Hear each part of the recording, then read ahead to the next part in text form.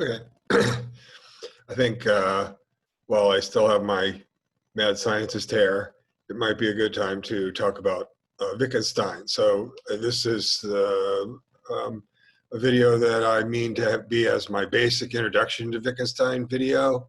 I'll use it probably, hopefully, for a couple of different classes.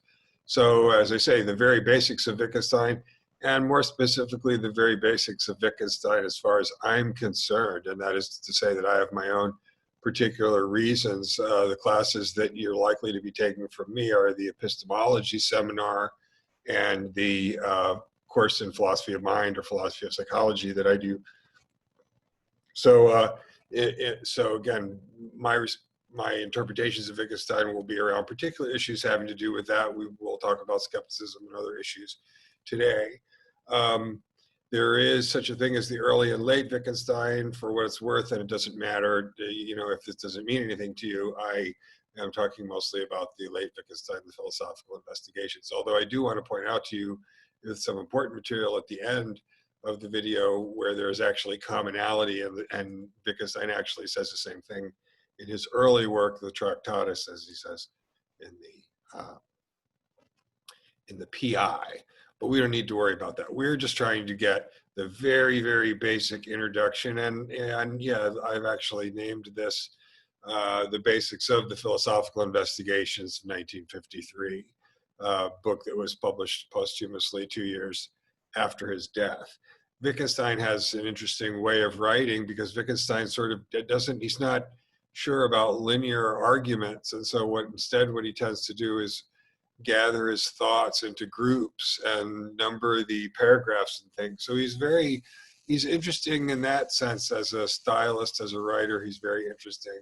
He's got this interlocutor, his fandom person. Reminds me of Harvey the 6-foot rabbit in the old Jimmy Stewart movie. He's always talking to this other person who's not really there. But Wittgenstein has all kinds of really interesting ideas. And so I hope to share with you a little bit today why I find him so interesting. First of all, it is important to understand, oftentimes when we are sort of in awe of one philosopher or the other, we resist the idea that they can be situated historically, but they all can. Wittgenstein, certainly in the empiricist tradition, the empiricist who says that knowledge is produced by experience and based on experience. And the arguments that Wittgenstein advances in the 20th century are in a straight line from the empiricist arguments that we see in the 18th century from people like David Hume and Berkeley. And we'll talk about Berkeley later on in this course. So as David Hume was, Wittgenstein too is suspicious of metaphysics, sort of tends to think that good old physics ought to do. A lot of modern philosophers, and especially I think in the empiricist side of things, tend to think that they're doing away with philosophy altogether, that after they're done with it, there won't be any more philosophy. Another contemporary of Wittgenstein's, A.J. Ayer, has a chapter against metaphysics in one of his books where he makes the same kinds of claims that if we adopt the empiricist epistemology that knowledge is generated by experience, the one that we get from David Hume, then we won't do metaphysics anymore. And David Hume thought that too. Wittgenstein kind of thinks that too, but he has some very novel ways of approaching his sort of diagnosis. So, but he is very much like David Hume in thinking that a lot of traditional metaphysical problems are pseudo problems. For David Hume, these were the old problems of the schoolmen, the old Christian Platonists. Wittgenstein working in German and English. He's an Austrian. He actually did most of his writing in German, but he spends most of his career in terms of talking to other people about philosophy in England. So those are his two philosophy languages, and philosophy sort of divides out by languages, really. And in the early 20th century, in the 1920s and 30s, when Wittgenstein was around the Vienna Circle in Austria and around Bertrand Russell and others in England, the focus was on language, on logic, on philosophy of science, That was the idea. That's the period that nowadays gets called the analytic period. And then, as I say, we're looking at this later work of his that he published after his death. There's quite a bit to read of Wittgenstein now, but he was very chary of publishing things. He really only published 2 books during his life, but quite a bit's been published since then. So one of his ideas is metaphysical grammar. I have it in the quotation marks there. He liked it to use that phrase. Metaphysical grammar, that is the way that the grammar of the language kind of structures or paints a picture of a world.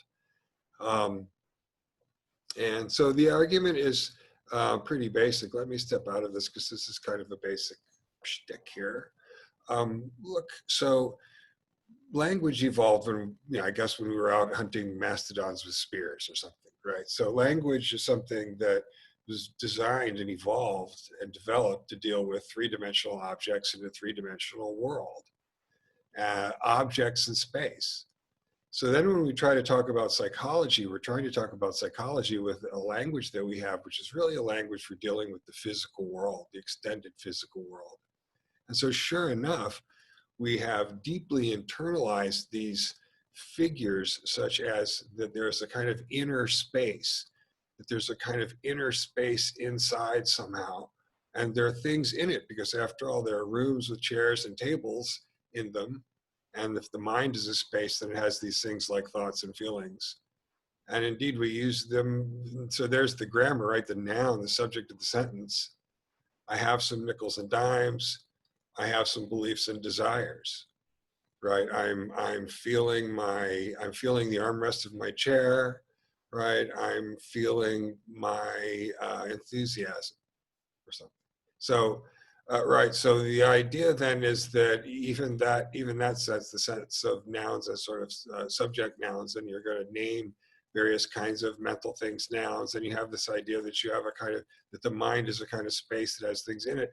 And by the way, inside these rooms with the tables and chairs, there are events going on too. And so that's sort of the way that the mind is pictured as well. And we forget that all that language is figurative. You just really deeply internalized some of that figurative language, some of which once we realize it's figurative, we can plainly see isn't sort of real. And this has a lot to do with the discussion of mental representation, for example, which is one of my sort of main interests. So you can see then the interest in Wittgenstein, because he's suggesting that maybe we don't have these internal things, and gives us some interesting reasons and arguments for thinking that we might be able to do without some of those concepts. Okay. All right, I got to share screen. Okay. There we go. So as I said, we have this, we have the language that we have. We go to talk about psychology. Our language isn't really adapted to talk about the mental things. And a lot of our psychological language is figurative, but we lose sight of that. And that leads us into a lot of error. So this is a kind of diagnostic process here happening. We've got to be able to see that some of our philosophical problems, for example, this problem that there's this problem that you can't sort of see into other people's minds. So there's this big world of knowledge, and then you can't know if you're like them or not somehow, since you have no way of knowing what it's really like to be them. Right. And notice that definitely has to do with this metaphor of the inner and the outer. And Wittgenstein is challenging that whole notion of the inner and the outer. That's what's so interesting about it. And then also, if there are tables and chairs, then there are also other things but they're not physical things, they're mental things, like thoughts and feelings. Then those look like they're real things, but not mental things. And metaphysically speaking, that might involve us in some kind of dualist confusion. So that's the idea of the metaphysical grammar of Wittgenstein. He's saying, look, you have to see the way that your language is forcing you to think about things. And he's not alone in that. I mean, that's a very sort of modernist 20th century sort of idea to ask that question about the way that the language is structured. Well, in fact, that's practically an obsession of philosophers across the board in the first half of the 20th century. Okay. What is his vision? I mean, the interesting vision of Wittgenstein, I'm going to talk about both in terms of the mind and language. So you have a person, you have the person's face, The person's there in front of you. And then there's this idea that there's also some sort of inner thing that you can't see with the person. And similarly, the words on a page, the words are there on the page, but the meaning's kind of in the words. The words are kind of magical in that sense. They're kind of vessels of meaning. There's a fixed meaning that's inside the word. You have to get out. And Wittgenstein sort of thought there wasn't any. So notice both in terms of mind and in terms of language, we have this notion of inner and outer, and they're related, very closely interrelated. And what is Wittgenstein's vision? His vision, right, rightly or wrongly, but his vision was that everything was surface, that there was no inner, and that we were the victims of this metaphysical grammar in thinking that there is this kind of inner, both in terms of the mind and in terms of language. The psychology that you get from empiricism, that you get from David Hume, is behaviorism. Let me step out just for a second there as well, just to talk about two different kinds of behaviorism. So in the early 20th century, one way of looking at behaviorism, what we might call psychological behaviorism, the kind of behaviorism we associate with people like John Watson and B.F. Skinner, is a kind of, the idea is this: if we want to have a scientific psychology, then one way we can achieve a scientific psychology is by sticking with scientific method. And in this case, sticking with operational method. What is operational? That is that we're limiting ourselves to observables. So that's a particular kind of conception of observational science, right? And notice that when one limits oneself to intersubjectively observable things, at that point we can sort of be checks on each other and confirm or disconfirm each other's observations. So that's another really important, supposedly that's another really important part of the way that science works.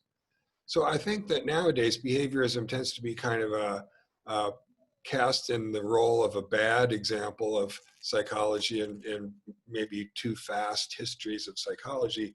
But we ought to pause and appreciate behaviorism. Behaviorism actually gives you a way, whether you agree with it or not, but it gives you a way of dealing with these sort of inner unobservable things. So again, the point of my talking to you this moment, two kinds of behaviorism.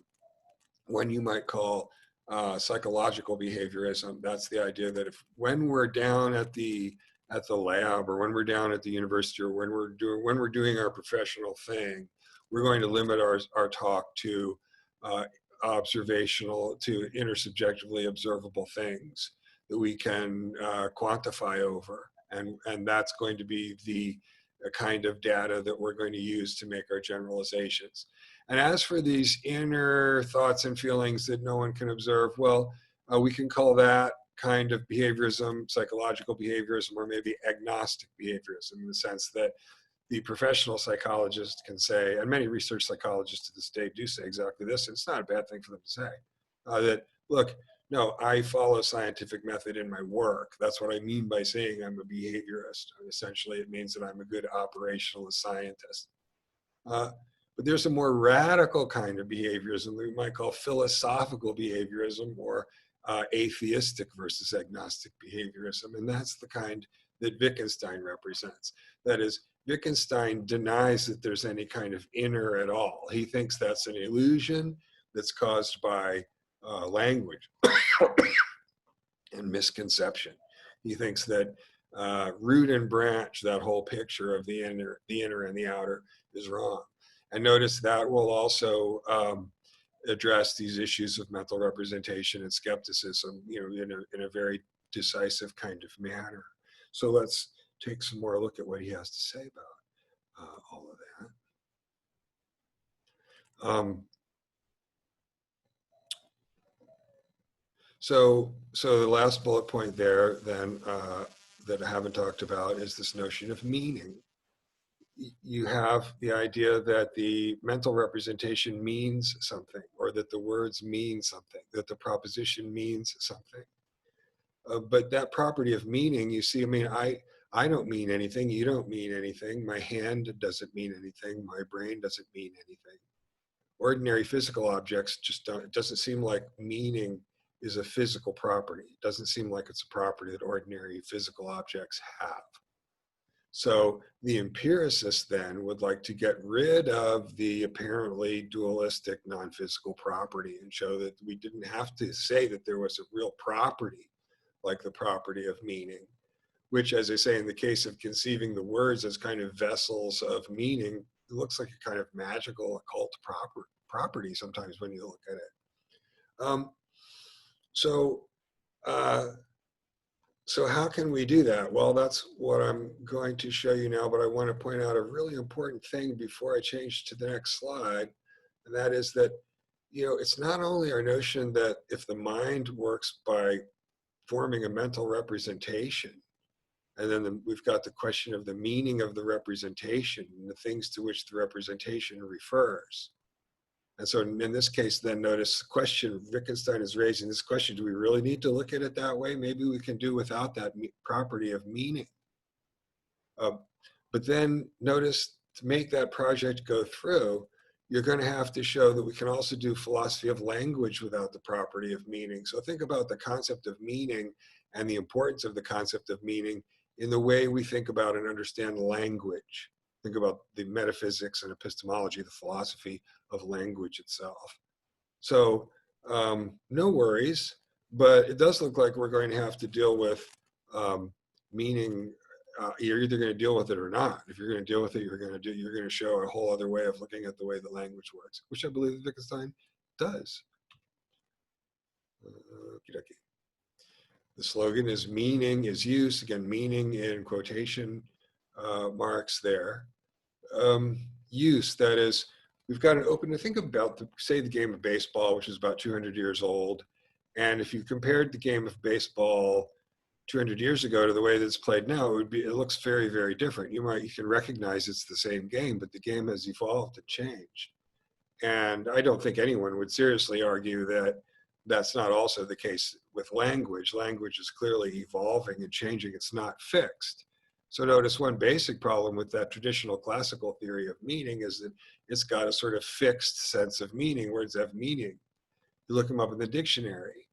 But of course, that's sophomoric, right? I guess is the right word to use, because after all, what do the lexicographers, the people who write the dictionaries, do? Well, they go out and find examples of use. And what is use, though? Not just using in a sentence, but what is it that we're doing by uttering that sentence? Go get me the shovel. Okay, I utter those words, and Wittgenstein's idea is that the meaning is really, what you're calling meaning isn't something occult, isn't something abstract. It's like karma a lot, actually. It's just whatever it is that you're doing to change the world by making those noises. You're making that other person move over there and get the shovel and bring it back here, and that's the meaning of go get me the shovel. So this is known as functional role semantics. Again, it's not semantics in our ordinary classical sense of what does it refer to. It's saying semantics, quote unquote, is really the functional role of using that symbol. And as I say, one thing to me that just seems almost too easy is that clearly that kind of approach is more like the way language sort of naturally flows and morphs and evolves. There's clearly a problem with a over literal classical notion of meaning as something that's fixed. Obviously, it's not. It's obviously not. So then again, you see he challenges with functional role semantics the whole idea that you've got some sort of representation in your head with a fixed meaning. And you're sort of using that as a template to pick out the right parts of speech to try and say what you're trying to say. And that whole sort of Cartesian conception of it. Another thing Wittgenstein is very famous for is then the limits of language. He thought that it was a mistake, a Cartesian mistake, a rationalist mistake, to think that language could express everything. And this is a reaction, among other things, a reaction against a lot of the rationalist tradition of people like Descartes or Leibniz, for example, but also a reaction to some, I think, of Wittgenstein's own early ideas like in the Tractatus, where he really wanted to say, well, I can sort of delineate the logical relationships between things in a kind of atomistic way. And I think he later came to see the futility of that kind of approach to language. And as I say, walked away from representation altogether, and has a rich legacy of people who follow him, inspired by this idea. And in fact, so say, let me say here, so say we're in a poetry seminar, and I was the poetry instructor, and I said, okay, everybody go home and write me a paragraph or two about what it's like to see the color blue. That'll be our exercise. And that's a good exercise for a poetry class, but what I would expect if I gave the class that exercise to do, I would expect to see people using various kinds of literary devices and metaphors and similes and things to conjure moods and try and express things. It would be indeed a poetic exercise. What I would not expect is that, and what I would not get, would be a paragraph or a few sentences or a page or two or a book or 1,000 pages, where if you read it, then if you were a colorblind person, nonetheless, having read that, you would now know what it was like to see blue. It can't be conveyed in words like that. So think also of, say, an invert person, a person who, for whatever reason, their color spectrum is inverted. Where we see blues, they see reds. Where we see reds, they see blues. If that person was born and raised in our linguistic community, neither they nor anyone else would have any way of knowing that they didn't see what we were seeing when they looked at colors. If you said to the invert person, go get me the red bag, they'd go out to the car and bring you back the same bag as everybody else. The fact that their phenomenal experience of the bag was what we have when we see a blue bag isn't something they would have any way of knowing, or anyone else would have any way of knowing. And so that's the sense. But then Wittgenstein goes on, and this, by the way, is at the end of the Tractatus. This is not, exit full speed. Oh, share screen. Oh, right, I got it. Okay. As I say, this is at the beginning of the early Wittgenstein, in the end of the Tractatus, as well as in the PI. In fact, it's one of the most famous parts of the Tractatus. He says, well, but look, why ultimately, think of the 5-year-old who keeps asking why, down to the absurd end of that line of questioning where you can't answer the question anymore. So this is what he means by ethical statements. Why is it bad? Well, ultimately it's bad because someone is hurt. Why is pain bad? And so when Wittgenstein says we can't really make ethical statements, what he means is we can't really say why something ultimately is good or bad. Notice it's a very empiricist thing for him to say, because we can't really express those subjective feelings in language. He says similar things about aesthetics. Why is it ultimately that we like some things and don't like others? He says the same thing about spiritual experience. And in fact, Wittgenstein's writings today are of interest to theologians. Those are one of the communities that read Wittgenstein these days. Because all of these involve essentially subjective experiences that are beyond the reach of language. And so in the same way that people sort of think of Hume as a skeptic, they think of Wittgenstein maybe as a skeptic. This way you can't see beyond your language. I think that's wrong about both Hume and Wittgenstein. But I see why people would think such a thing. And of course, Wittgenstein's famous comment then from the end of the Tractatus, his earlier book, whereof we cannot speak, we must pass over in silence. So let's talk about a basic Wittgensteinian response to skepticism. I think this is one of the interesting things about contemporary empiricism, because as I've said, one of the sort of abiding stereotypes about philosophy is that it can't answer some of its basic questions, and nothing ever changes. But I think we're living through, these things happen slowly, maybe a century or two, where I think things are changing a little bit in some fields of philosophy. So, all right. Somebody says to me, do you know that the external world exists? Do you know it? And, you want to answer, yes, of course I know that the external world exists, right? Boom, boom. That's not actually the right answer, to give. I mean, I think it's more something like this. Look, I say, do you know where your car keys are? Now remember functional role semantics. Wittgenstein says meaning is use. It makes sense for me. It means something if I ask you, do you know where your car keys are?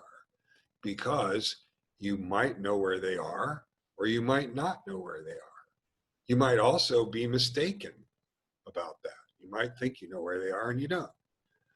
And I have some reasons for wanting to know, presumably, whether you know where they are or not. And so those look like sort of minimum sort of criteria that have to be met for it to be coherent, that is, for it to mean anything. Notice I'm doing something by asking you the question. I'm getting something done in the world.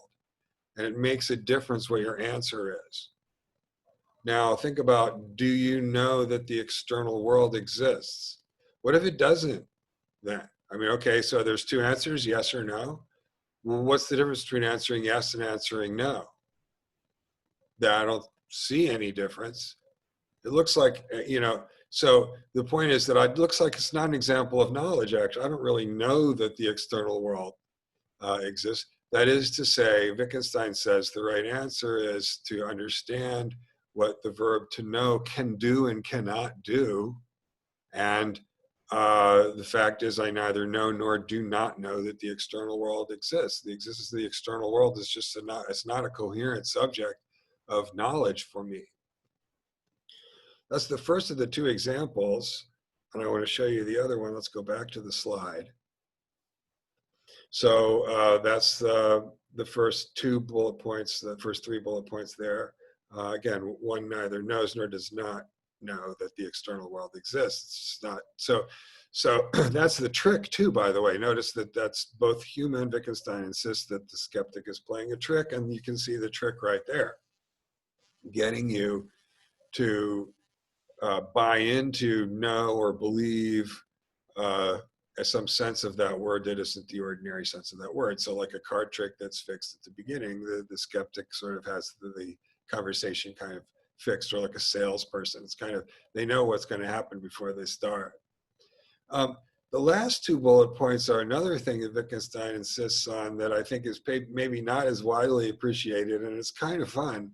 It roughly runs like this. Let me keep the slide up. You say, well, do I know I'm in pain? Well, how can that add? I mean, it's if I'm in pain, right? So what we really often mean, or I guess maybe we usually don't even use the verb to know in this case in real life. But it can't. You don't say I know I'm in pain, because to say I know I'm in pain implies that I might be wrong, or that I might be mistaken somehow about that. And we can play some tricky games, but basically you get the picture. No, it doesn't look like that's the case. That is, it doesn't look like I know what I think and feel. If knowing that is something beyond just thinking and feeling those things. Not only that it would be something added, but there can't be anything like that, because what would that be? Granting that I'm already sort of in those states. So what does that mean? Well, again, look at those last 2 points, the fourth bullet point on the slide there. One cannot be said to know their own thoughts and feelings. I said, I know I'm in pain. Again, that's not coherent, actually. It's not that I know that I'm in pain. I just am in pain. I'm not mistaken about it.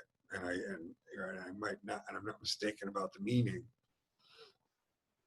But other people's thoughts and feelings are something else. I can ask, I can say, how you doing? And you can tell me, I'm doing okay. I can say, how does the spaghetti sauce taste to you? And you can say, well, it tastes like this to me. And then I know, because they asked you and you told me. Right? And I could have been wrong. I might not have asked you or seen you, but I do. Do you know if she liked the spaghetti sauce? Yeah, I do. She did. I do know. So this is the point then. This is the funky thing that Wittgenstein says. With a lot of back and forth with this giant rabbit, by the way, in this passage.